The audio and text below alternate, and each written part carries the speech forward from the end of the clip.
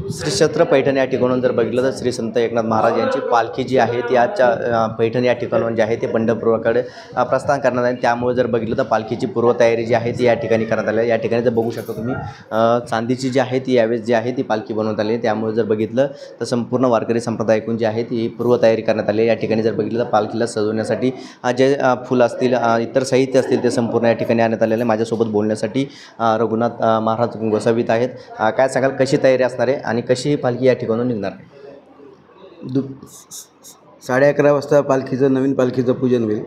त्यानंतर 12:30 वाजता पालखीचं प्रस्थान होऊन समाधी मंदिरात पालखी जाईल। त्या ठिकाणी 2 तास विश्रांती झाल्यानंतर वारकऱ्यांचे जेवण होतील आणि सायंकाळी 6च्या दरम्यान प्रस्थान ओट्यावरून पालखीचं प्रस्थान पैठणमधून चंदनवाडीकडे होईल।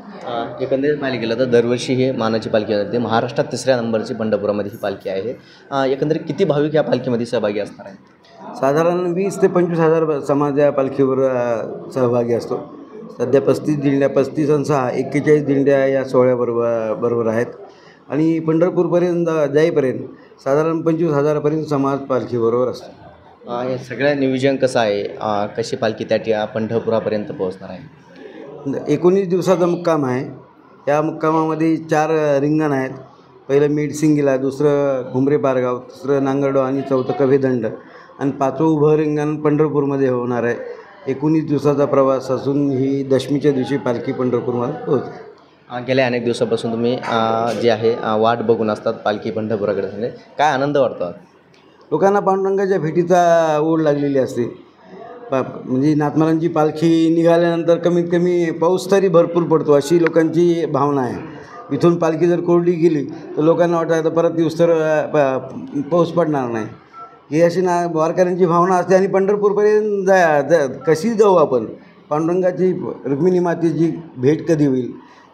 सगळ्या संतांच्या दर्शनाचा लाभ होईल ही वारकऱ्यांची भावना असते। मराठवाड्यामध्ये दुष्काळजन्य परिस्थिती आहे। पैठणमध्ये पण दुष्काळ आहे, पाण्याची टंचाई आहे। काय एकंदरीत पांडुरंगाकडे मागणं असतं? पांडुरंगाकडे साकडं आहे की पैठणच्या अवतीभोवती पाऊस पडतो आहे, फक्त पैठण परिसरातच पाऊस नाही आहे। आम्ही आता तुझ्या भेटीला येत आहोत। आम्ही पैठण सोडल्यानंतर कमीत कमी पूर्ण औरंगाबाद जिल्हा महाराष्ट्र पूर्ण बरसून सगळ्या शेतकऱ्यांना वारकऱ्यांना आनंद मिळेल असा पाऊस पडावा अशी भावना आहे। नक्कीच जर पाहिलं गेलं तर मराठवाड्यामध्ये दुष्काळ हा 5ला पोहोचला समजला जातो। त्यामुळे आता वारकरी जे आहे ते आता पाऊस पडावा असं साकडं घेऊन जे आहे ते आता पांडुरंगाकडे या ठिकाणी निघताना पाहायला मिळत आहे। छत्रपती संभाजीनगरहून विजय चिडे, जय महाराष्ट्र।